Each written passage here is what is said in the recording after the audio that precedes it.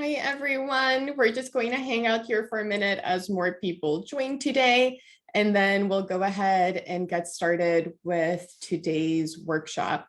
We're going to be covering the reading section from practice test 1, mainly focusing on the first passage so that we can try out some of the most effective SAT reading strategies. You should have received an email from me containing practice test 1 and the core concepts. I'm going to pull that email up on my computer so that I can share the link in the chat box for those of you that maybe did not get the email because of your spam filter, or sometimes email addresses aren't entered incorrectly when you register, and that can create some issues. So I'm just going to go ahead and pull that up. And then we'll go ahead and get started in just a second here. And I clicked on the wrong button here. Here we go. I'm just going to go grab it.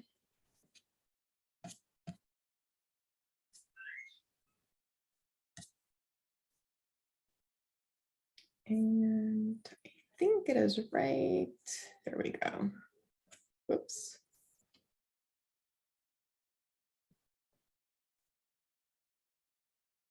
I don't know why it's not letting me grab the email. So if you didn't get the email, just let me know and I'll forward it to you. Sometimes it will let me link the email, but today it's not letting me do that. So we're just going to go ahead and dive in. So for those of you who do not know me, today is the SAT reading workshop, and my name is Carla Berry. Let's just officially start it here. So the SAT reading workshop that I'm offering today is in partnership with the Safety Harbor Public Library. You guys can see me, I cannot see you. So if you have any questions, just put your question in the chat box and I'll be sure to get to it. We're going to be covering the reading section from practice test 1, mainly focusing on the first passage. I also have past workshops on the reading section available on my YouTube account. So if you want to see different types of styles of passages, you can always go look at those past workshops. So I'm going to go ahead and share my screen here. And if my screen share goes away at any point, please let me know. Sometimes it will stop sharing. And because I am teaching, I'm not always aware that it has stopped sharing. So just let me know in the chat box if this ever goes away. So let's start with SAT reading basics. And to do that, we're going to go look at the core concepts. So I'm just going to go grab that. And here we go. The core concepts handout, we're going to look here at the reading strategy section. So there's a couple parts of reading strategy that are particularly important for you to score high on the reading section. The first part is to always read the introduction. So the introduction is a little blurb that you're going to see at the beginning of every single reading section. So if I pull up practice test 1 here, you'll see that there's a little blurb before the first reading passage. That introduction is important because often it will tell you the who, what, when, where, and why. And every now and then you will even find the main idea right in the introduction. They'll summarize it for you in just a single sentence, which is great when that happens. Every now and then, though, the introduction doesn't tell you anything. It's pretty meaningless, but I still want you to read it every single time, because when it does give you key information like the who, what, when, where, and why, or the main idea, it can make answering the questions a whole lot easier. So I always want you to read that little blurb at the very beginning. So if we look even at the next passage in here, we can see money can't buy love, asymmetric beliefs about gift price and feelings of appreciation. That is the main idea for this passage. And we're going to see in a second just how important the main idea is for SAT reading. If we look at this next passage, there's a nice long intro here that gives us a lot of key information too. So I always want you to read that part. Every now and then, though, you're going to see an intro that's super short and barely gives us anything. So let's see here, the 3 guineas Woolf considers the situation of women in English society that doesn't give us a whole lot. So we're not always going to be able to get a ton of information from that blurb at the very beginning, but when we are able to, it's going to be super helpful. So that's the first thing I want you to keep in mind as you approach an SAT reading section. Just read the blurb. Next, we're going to look at two more things that are super important. One is finding the main idea, and you can see I have it starred right over here. So the main idea is what the author is trying to communicate to the reader. So the SAT measures how well you are going to perform as a freshman in college. It basically guesstimates, predicts your success as a college student, how successful you're going to be. And once you're in college or at a university, you're going to be required to read quite a bit for your classes.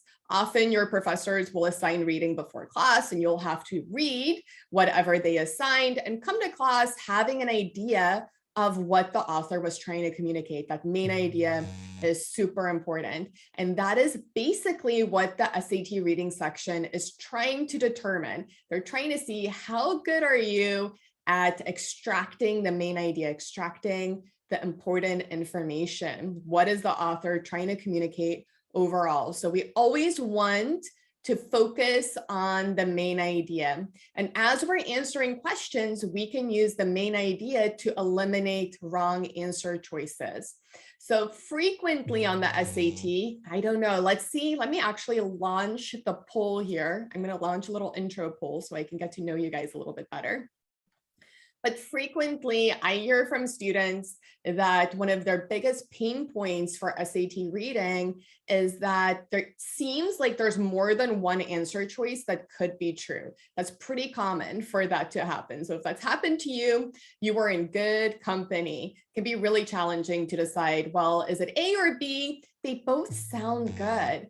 And the main idea can be used to kind of narrow down which one fits best with the main idea and therefore is the correct answer. So we always want to have that main idea in the back of our mind and think about which answer choice is supported most by the main idea or supports the main idea most. So let's say I read a passage about farming and it focuses in on raising cattle on this farm. And then I have an answer choice that talks about farming, but it talks about growing corn crops or growing veggies. I know my main idea for the passage is about farming and cattle. So I can eliminate an answer choice that has to deals with crops and growing veggies. I hope that example kind of makes sense. This will all be a lot easier to process once we look at actual questions, but I just want to kind of conceptually introduce this information to you.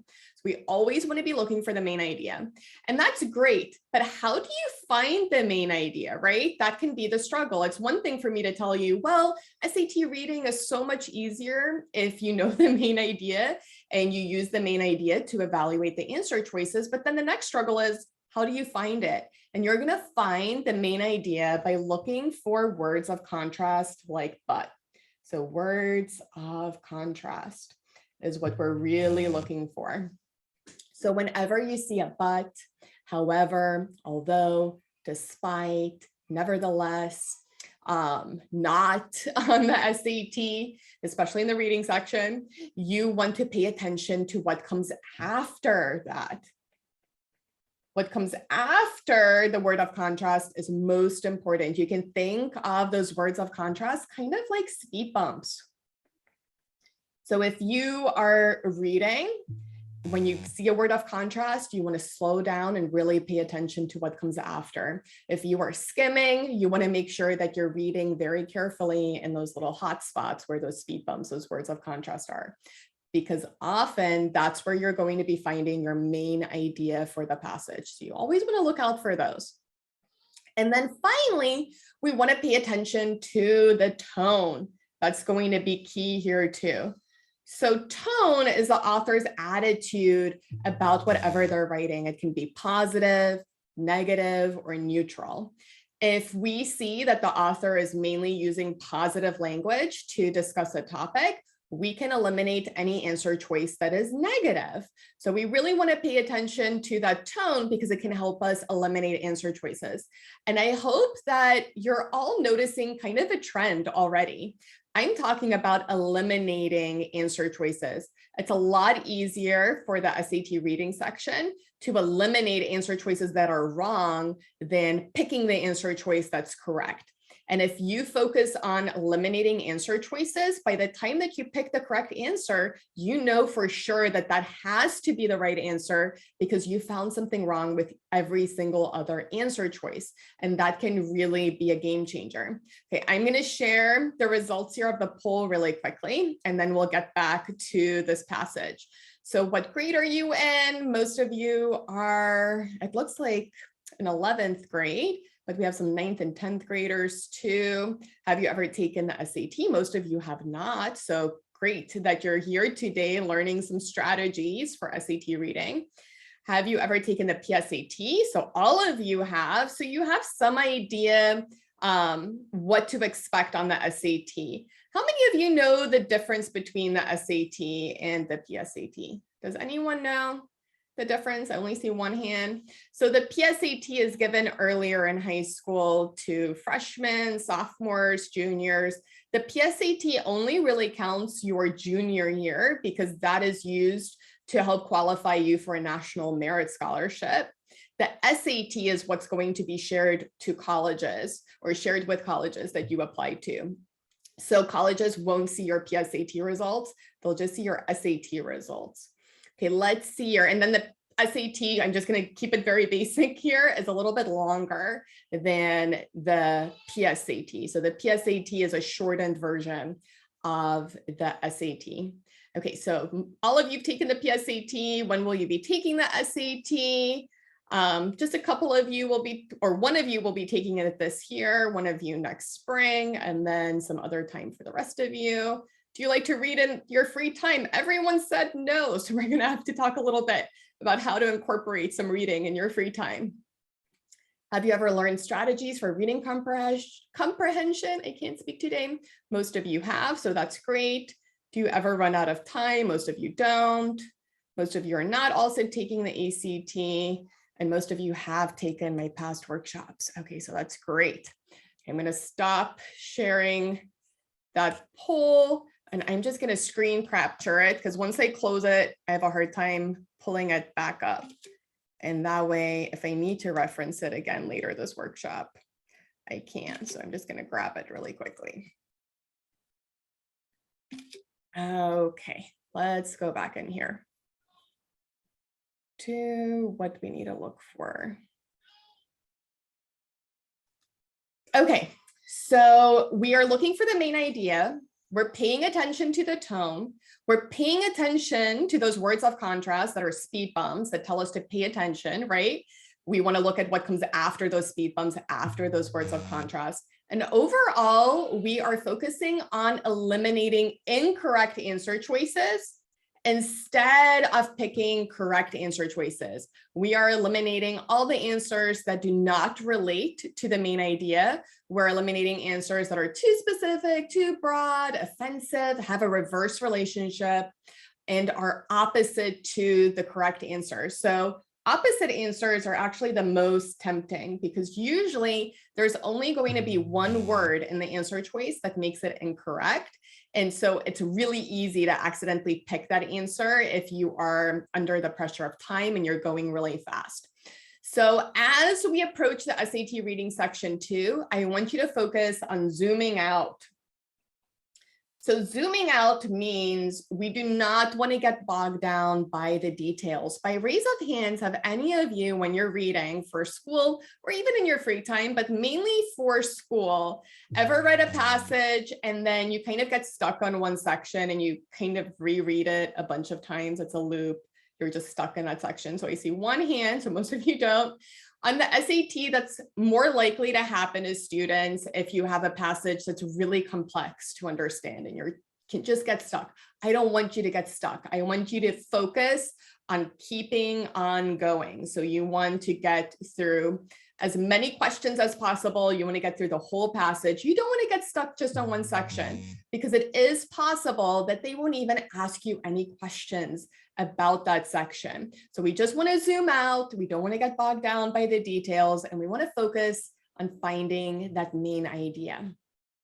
So as you get to the answer choices, it's often really helpful to answer the questions in your own words. So I'm right down here. I'm going to use the yellow highlighter.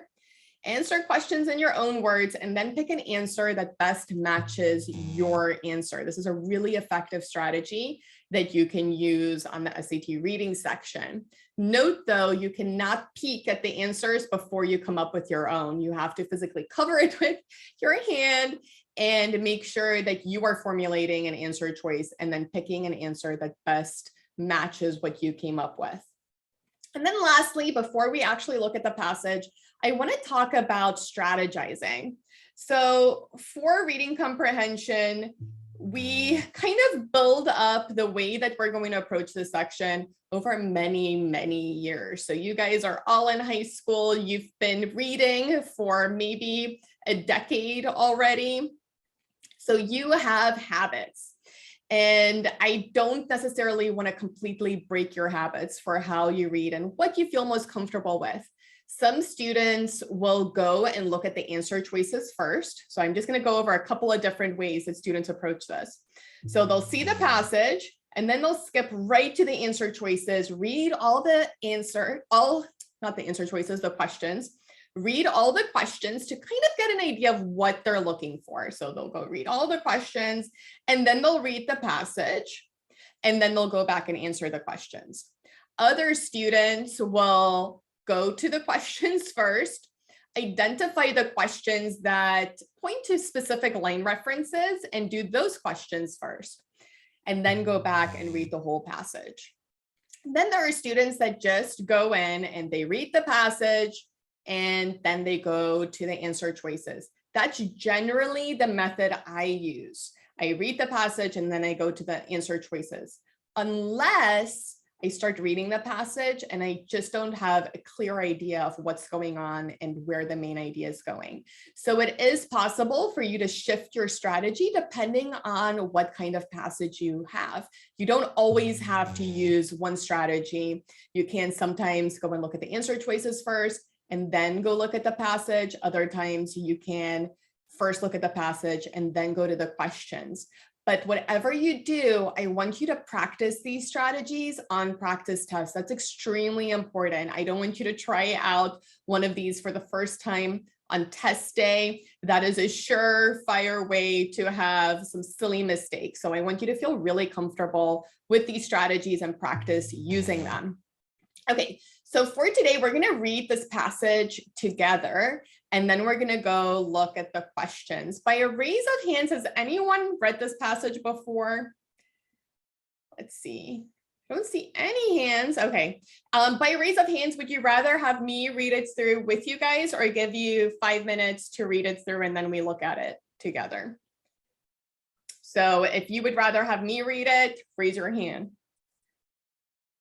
If you would rather have 5 minutes to read it through and then we look at it together, raise your hand. Okay, so I think there were more hands for reading it on your own first. So I'm going to pause my screen for 5 minutes. And this is going to be pretty small if I leave it up on the screen. So hopefully you were able to download it, but I'll leave it up like this just in case you weren't able to download this test. Let me actually, what I can do too is I'm going to just put a link to practice test 1 here in the chat box so that you can just pull it up on your computer just in case you did not get that email from me.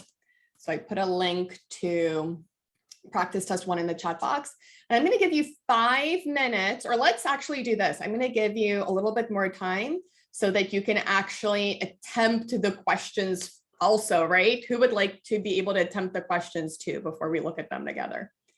You like to attempt the questions? Okay, so I'm going to give you 6 minutes. So it's going to force you to go pretty fast. 6 minutes to read the passage and answer as many questions as you can, and then I'm going to guide you through them. So I'm going to pause my video and then we'll resume here at 12:25. I'm going to be back. So just read it through. Make sure that you circle words of contrast. So but, however, not, nevertheless, and then we're going to go through this. Okay, I'll be back in 6 minutes.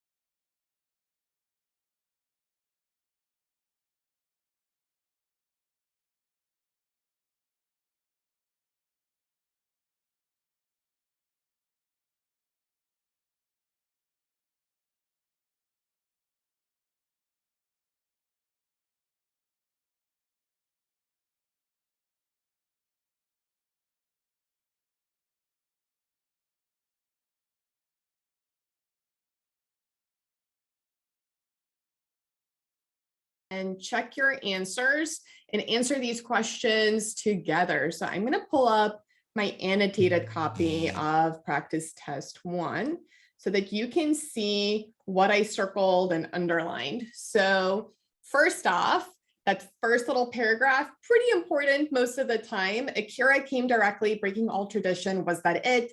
Had he followed form, had he asked his mother to speak to his father to approach a go-between, would she have been more receptive? I like paying attention to punctuation that isn't super common throughout the passage. So we don't see a ton of dashes, a ton of quotes. So I would pay attention to those dashes and even some of the quotes. And then we can go on to that first but on the right-hand column. Madame, said Akira, forgive my disruption, but I come with a matter of urgency. So we know time is of the essence. Normally, I would approach you more properly, but I've received word of a position. I have an opportunity to go to America as a dentist for Seattle's Japanese community. Congratulations, she said with amusement. That is an opportunity, I'm sure, but how am I involved? So she's not sure why she's involved. It was how she viewed Naomi, even though Naomi was 18 and training endlessly in the arts needed to make a good marriage. She had made no effort to find her a husband. We have an understanding. Please do not judge my candidacy by the unseemliness of this proposal. I asked directly because the use of a go-between takes much time. We'll live in the house of Fuji. Without your consent, I must go to America to secure a new home for my bride. Ooh, so we can say that this passage is overall about a guy who proposes. So Akira proposes. And I would say that a proposal passage is usually positive. There's a lot of positive language in this passage, especially concerning the proposal. This girl's mom doesn't know that her daughter is interested in this guy who's proposing, but the daughter seems interested in his proposal. So I would say that overall, it's positive.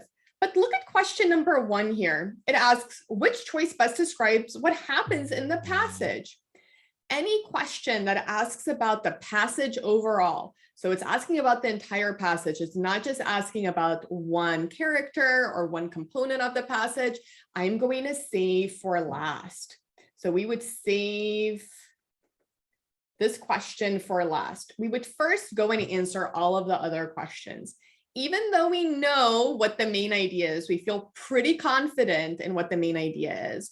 We're going to become experts at this passage as we answer every single other question. We're going to become more acquainted with the characters and the events in the passage as the other questions pinpoint us to specific parts. So I would save a question that asks about the main idea or the passage as a whole for last. I would first go and answer all the other questions pertaining to the passage. So I would skip question number 1 for now. We're going to come back to it. I'm going to just circle it. So we remember to come back. Question number 2, which choice best describes the developmental pattern of the passage? Again, this is about the passage as a whole. So it'd be better if we skip it and we come back to it later on. As used in line 1 and 65, directly most nearly means what? So I'm going to go find directly in line 1 and in line 65. And I like just boxing in the words if I have to go find a word and see how it's used. And for these questions specifically, it is extremely important to not look at the answer choices before you answer the question. I want you to formulate the answer in your own words and then go look and see which answer choice best fits with whatever you came up with. So in line 1, Akira came directly, breaking all tradition. Was that it? Had he followed form? Had he asked his mother to speak to his father to approach a go-between? Would she have been more receptive? So he came directly. He did not use a go-between. So we can say directly is the same as without a go-between. You don't have to replace it just with a single word, but you do want to look at the context to make sure that whatever word or phrase you pick functions the same way in the sentence. Let's go look at 65 and make sure that it's used in the same way there, that we're on the right track. We have an understanding. Please don't judge my candidacy by the unseemliness of this proposal. I asked directly because the use of a go-between takes much time. So he's not using a go-between. He's not using a matchmaker of sort. So we can see here that directly means without a go-between. And then we can look at the answer choices and see which answer choice best fits what we came up with. I don't want you to answer these questions simply by plugging in the answer choices and thinking about which one sounds best, because most of these answer choices will sound pretty great when you plug them in. These words are chosen in a way that they're going to sound pretty good. So we don't want to go and just plug them in and pick an answer choice that sounds best. We want to make sure that whatever word or set of words we pick functions the same way in the sentence, looking at the context. So we know frankly does not mean without a go-between. Frankly, as if I'm just blunt. Confidently also doesn't mean without a go-between. Maybe you're confident if you don't use a go-between, but we want to be very direct here in what we're using. We don't want to force an answer choice. Without mediation, while a mediator can be a go-between, can be a matchmaker, a person that we're using. So that works, but we want to pick the best answer. So we have to be really careful in the reading section and look at every single answer choice. If you ever just stop at the answer that you find and you don't go and check all of them, I want you to star the question or mark it in some way. So let's say I picked C without checking D, just because I'm running out of time. I want to make sure that I note that to myself in some way so that if I have time left at the end of the test, at the end of the reading section, I can come back and double check that D isn't better than answer choice C. We're always looking for the best answer here. So it's a little bit different than the math section. With the math section, we can often just calculate the answer and then we pick the answer choice that has the same number that we calculated. The reading section doesn't function in quite the same way. So we like without mediation, but we're going to check D without precision. I wouldn't say precision is a person. It's not a person. So D is out and it has to be C. And notice here how every single answer choice except the right one is crossed out. So I know that I eliminated all of the other ones and I had a reason for eliminating them. Let's look at question 4. Which reaction does Akira most fear from Chi? Okay, so Chi is the girl's mom. Akira is the guy proposing. We want to remember our main idea. I'm going to just put the main idea down here in red. Our main idea is that a guy proposes. So if there is a way to incorporate that in our answer, we probably should. So answer choice A here says she will consider his proposal inappropriate. We like that because he is proposing and maybe she's going to say no, right? This deals with our proposal. So I like A because it fits our main idea. That's great. But we're still going to go check B, C, and D. B, she will mistake his earnestness for immaturity. Well, maybe that's true. Maybe she will mistake his earnestness for immaturity, but answer choice A relates more to the main idea. And that is what we're looking for in an answer choices that relate most to the main idea. So A is going to be better than B, even though B may be true. So B is out, because it's not about just his earnestness. This is about him proposing. C, she will consider his unscheduled visit an imposition. What is an unscheduled visit? He just shows up there and proposes.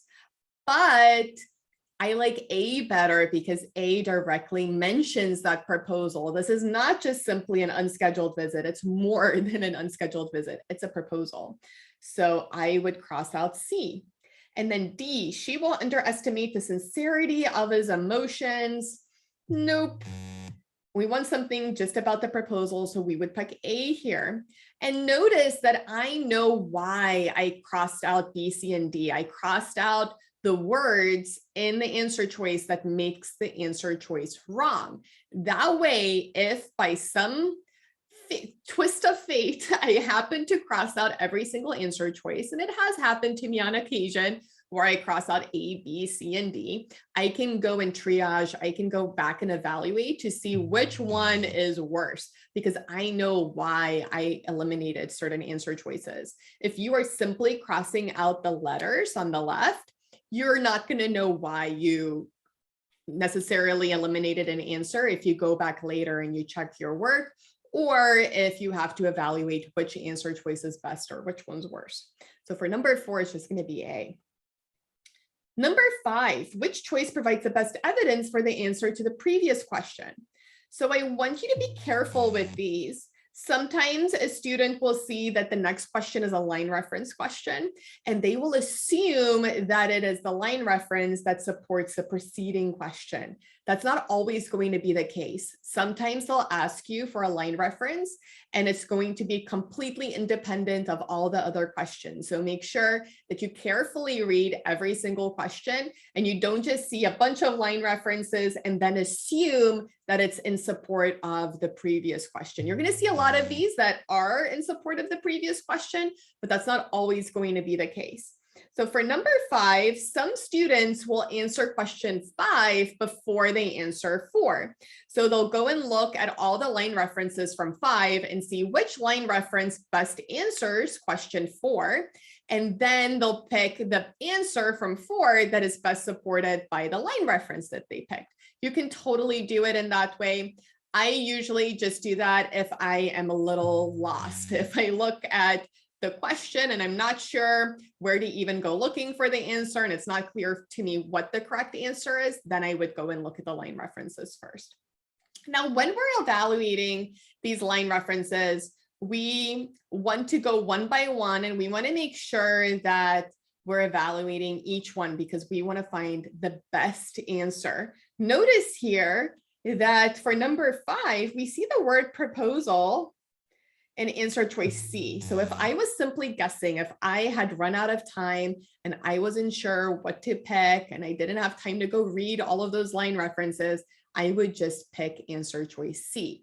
I wouldn't go and check the other ones if I had no time, because I know this is a passage about a proposal and C includes that proposal. But realistically, you want to go and check every single answer choice. So we want to make sure we pick a line reference that supports the question or answers the question. Which reaction does Akira most fear from Chi? So in line 33, where's line 33? Boom, boom, his voice, all the way to, yeah, just line 33. His voice was soft, refined.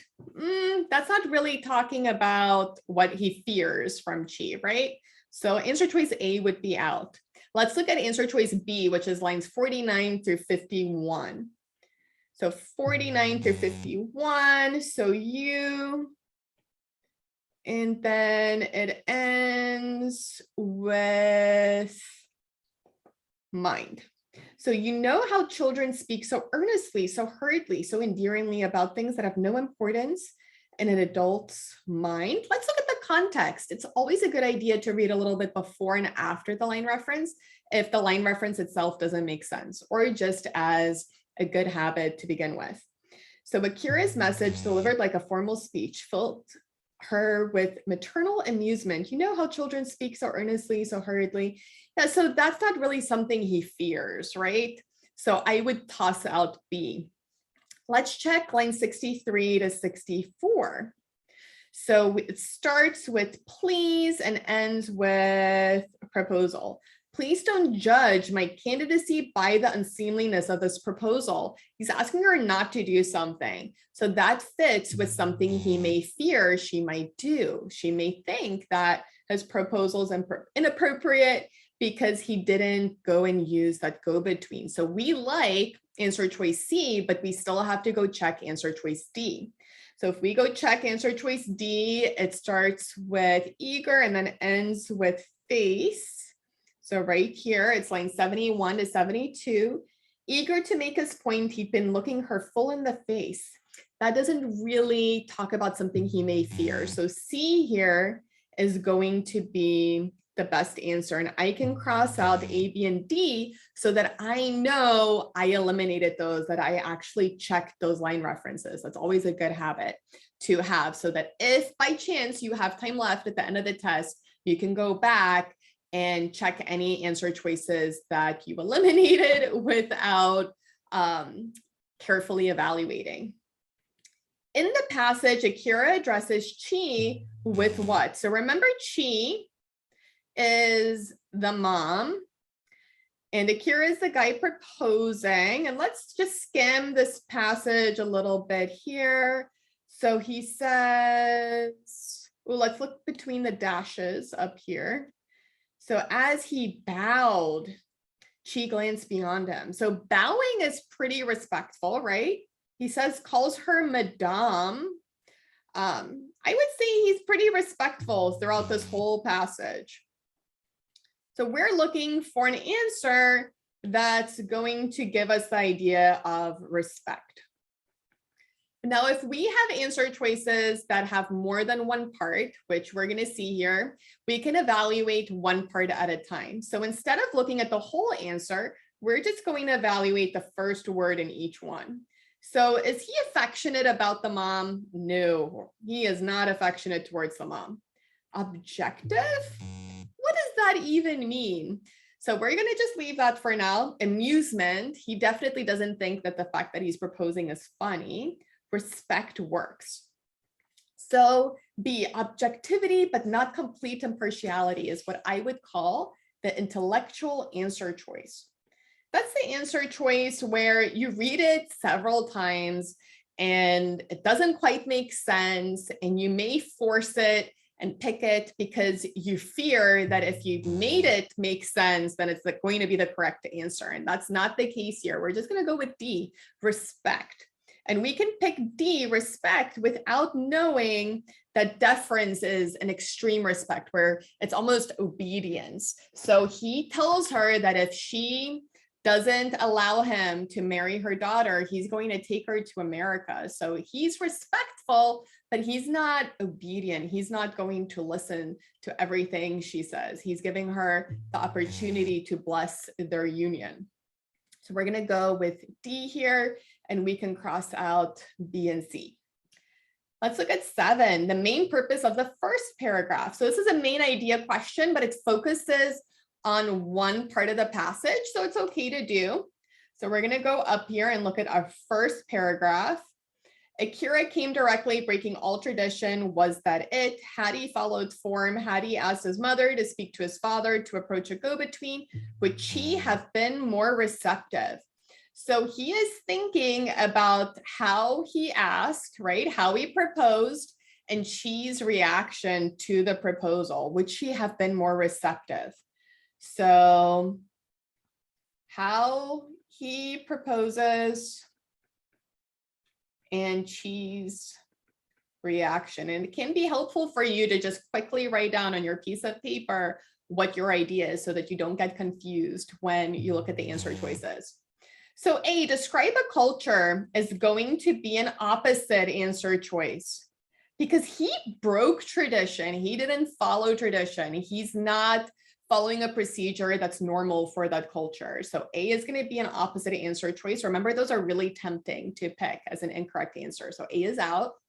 B, objectivity, but I'm reading the wrong one. B, criticize a tradition. Criticize is negative. That's negative language. And this passage overall is positive. So B is out. It's not criticizing a tradition. C, question a suggestion. I wouldn't say a proposal is a suggestion, right? So he's not questioning a suggestion. So C is out. And then D, analyze a reaction. That fits with what we came up with, her reaction to his proposal. It's still fitting with that main idea. Okay, let's look at question number 8. And if you have any questions for me at any point as we go through these questions, feel free to put them in the chat box. So as used in line 2, form most nearly means what? So generally speaking, for these types of questions, the primary definition is going to be incorrect. So whatever word is going to pop into your mind immediately is going to be the wrong answer choice. So if you think about a form and you think about like a structure as it's something shape, that's probably going to be the wrong answer choice. I wouldn't want you to just eliminate it right off the bat the way I did here, but we want to avoid those primary definitions for the most part on the SAT. Let's go look at line 2 where we have form and see what form is. So Akira came directly, breaking all the tradition was that it had he followed form. So notice how we have a pair of dashes here. And between those dashes, it basically defines the word. So form is if he had asked his mother to speak to his father to approach a go-between. So form here is going to be that tradition that's normal in his culture. So we're going to say form means tradition. So it's not appearance, custom, someone's custom could be tradition, and it's not going to be nature. So it has to be B here for number 8. And the beauty of if you follow this method to answering SAT questions is that you're going to be 100% sure that the answer choice that you're picking is correct. You're not going to have a couple of answer choices left and wonder, did you pick the best one? It really helps eliminate that kind of issue. Number 9, why does Akira say his meeting with Chi is a matter of urgency in line 32? So let's go look at line 32 and see what he says. So Madame said, Akira, forgive my disruption, but I come with a matter of urgency. Let's just look in this little section if he explains his urgency. So I don't want to trouble you. Normally, I would approach you more properly, but so if you had been looking for those words of contrast as you initially read this passage, skimmed this passage, you would have already paid attention to this part. So, but I've received word of a position. I have an opportunity to go to America as a dentist for Seattle's Japanese community. That's why it's urgent. He has a job opportunity. He doesn't have time to follow custom.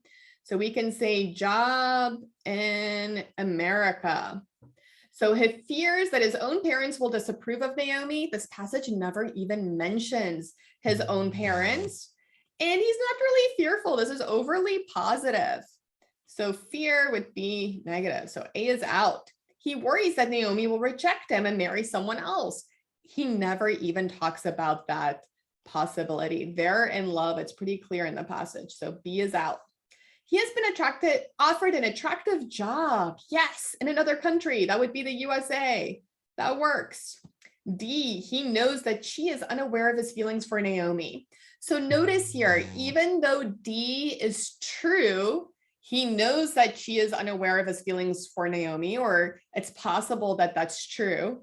It's not why it is a matter of urgency. So we have to pick the answer that best fits the question and best fits the main idea. So D is going to be out. It's not about the fact that she's unaware. That's not why this is urgent. It's urgent because of that job offer. So our correct answer here is going to be C. And what's nice about this is we already know where that line reference is. It's normally I would approach you more properly, right? So, but I've received a word of a position. So I need an answer choice containing line 40. This is a nice little trick that I like using. So when I go look at question 10 that asks for the best evidence, I'm going to write down 40 here on the side. So I know I'm looking for an answer choice that contains line reference 40, so it has to be B, 39 through 42. Now we know this passage a whole lot better than when we first started. So we can go back and answer the first 2 questions that we skipped, and they're going to be a lot easier than if we answered them right as we started this passage. So which choice best describes what happens in the passage? Remember, it's a guy proposes, Akira proposes. One character argues with another character who intrudes on her home. Ooh, intrudes and argues. Those are negative answers. This is a positive passage. So A is out. One character receives a surprising request. Well, a proposal could be a surprising request. So that works. C, one character reminisces about choices she has made. This is about one choice, a proposal, and it's not really focused on the mom or the daughter. It's focused on the guy, on Akira. So she makes that wrong. So C is out. D, one character criticizes, ooh, negative language. We're looking for a positive tone. And one character criticizes another character for pursuing an unexpected course of action. So D is out. So it has to be B, and we can comfortably and quickly pick that and then move on to question number 2. Which choice best describes the developmental pattern of the passage? So this one is particularly tricky because it's a passage overall, right? Just like the previous question. So a careful analysis of a traditional practice, that's the opposite. Remember, he broke tradition. He didn't use a go-between. So it's not traditional. So A is out. A detailed depiction of a meaningful encounter. We could say that a proposal is pretty meaningful. So B works. C, a definitive response to a series of questions. This is one question, not a series of questions. So C is out. And then a cheerful recounting of an amusing anecdote. Maybe if she wasn't expecting the proposal, if the daughter wasn't, or there was some kind of funny story in here, but it's pretty sentimental of a story how he proposed. So D would be out. I wouldn't say this is amusing. So we have to go with B here. So as you approach the reading section, let's just quickly review what we're going to be looking for. We're going to look for the main idea.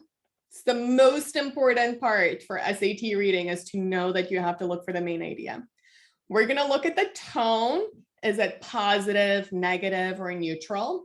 We're going to pay attention to words of contrast. We're going to answer questions in our own words. If we can, we're going to use our own words. We're going to read the intro for the who, what, when, where, and why. And we're going to look at the context for line references. Now, overall, as you approach the SAT reading passages, you have a couple of other tools that you can also use. One of these tools, and we haven't talked about this yet today, is previewing. So if we preview just a single passage, we can go preview the questions just for that passage. We kind of mentioned that, but we can also preview the whole reading test. So as you get the reading test, before you dive in, you have 65 minutes for 52 questions. You can go and just preview what kind of passages they gave you, and then pick the passage that seems easiest or most interesting to you to answer first. You do not, let's say you are on the swim team for your high school and you know a lot about swimming, and then the last passage is about swimming and it's the easiest passage for you in the whole reading section. You don't want to be in the position where you're tired and you ran out of time on that passage. You kind of want to eat dessert first. So you want to start with what is easiest for you. So it's a good idea to just preview the whole section and start with the questions. Start with the passages that appeal to you the most. I also don't want you to get stuck on a passage. So if you pick a passage to read or to go through, like let's say you're just going from one passage to the next and you're really stuck, you're not really processing what you read, I want you to feel comfortable to just stop what you're doing and skip that passage and come back to it after you've answered all the other questions. This is a standardized test, so you just want to pick up as many points as you can. You don't want to burn time and mental energy getting stuck on one passage. I want you to do this though, even as you take practice tests, because if you only do that on test day, there's a possibility that you're going to forget to go back to that passage and you're going to have a whole set of questions that you didn't answer. Okay, let's see. I'm going to open it up to questions from you guys. See if you have any questions as I go and just talk about paired passages really quickly. So if you have any questions before we wrap up today, make sure to put them in the chat box. So every now and then, well, not every now and then, every single SAT reading test, you're going to have at least one paired passage. And let's look at what that looks like here. So you have passage 1 and you have passage 2. And you're going to have questions that pertain just to passage 1 and questions that just pertain to passage 2 and questions that pertain to both passages. It's really important for you to answer questions on one passage at a time. So I would pick either passage 1 or 2. It doesn't matter which one you pick, and just read that one passage and go and answer the questions that pertain to just that one passage. After you're done doing that, go and read the second passage or the passage you haven't read yet and answer the questions that pertain just to that passage. And then very last, go and answer the questions that deal with the relationship of the two passages. How are the two passages related to each other? Does the one answer a question that the previous passage presented? Do they support the same idea? Save the questions that pertain to both passages for last. That's going to help you to reduce confusion. If you read both passage 1 and passage 2, and then you go to the questions, and let's say a question is about passage 1, but there's an answer choice that pertains to passage 2, you're going to have to burn through time going back and seeing, does that information pertain to passage 1 or 2, and basically try to unconfuse yourself, if that's even a word. I don't think that's a word, but to just work through the clutter in your brain to see which passage belongs to which question. So it's really helpful if you just tackle them one passage at a time. Now, if you go on my website, and it's just carlaberry.com/read, I'm pretty sure that's what it is. I'm going to just share my screen here. So if you go to carlaberry.com/read, you can click on a reading list here. And there were quite a few of you who are not seniors. I don't have a single senior in today's workshops. You all have time to start working through some of these books. It is so helpful for your SAT reading score to actually read in your free time. Now, these books are all pretty dense reading. They're academic reading. They're not necessarily reading for fun, depending on who you ask, but it's really helpful to read these books.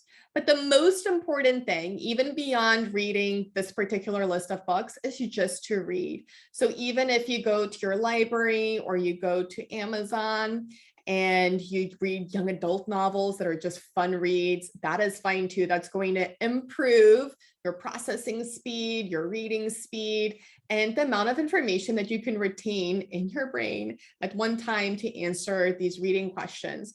Do you all know by raise of hands that you can, if you have an iPhone or an iPad or a Kindle, that you can actually put library books on there without physically going to the library? Do you guys know that by raise of hands? I don't see any hands. So there's, how many of you are members of a local library? Anybody a member, or your parent is a member? So you can actually put library books on your phone or on your iPad. I have it on my iPad here, I think. Let me go and look at what it's called really quickly. I haven't used it in a while. I used to use it all the time, but I have an 8-month-old baby, so I don't have time for it as much. Here, let me share my screen. It's called Overdrive. And I'm pretty sure the PIN, when you access it, is the last 4 digits of the phone number associated with your library card. So it's right here. You can see Overdrive. And then in Overdrive, so you can see I have the Pinellas Public Library on here. You can access all these collections. So I'm just going to click on teens for fun. And all these books you can download directly onto your iPhone or iPad or Kindle, or you can pull it up on your computer. I can look at, oops, their main collection of books. So it's not all just teen books. They even have audiobooks, but I don't think audiobooks would help you that much. And this is kind of like loaning a digital book from the library. So I think it's like a week or two, don't quote me on that, that you can loan the book and then you can just pull it up on your iPad, iPhone's library, or on your computer or tablet, wherever you pull it up. So it's really useful to just be able to read without necessarily stepping foot in the library, even though stepping foot in the library is also great. The Safety Harbor Public Library has an awesome teen librarian who can help you pick out some books that will interest you. Okay, I don't see any questions from you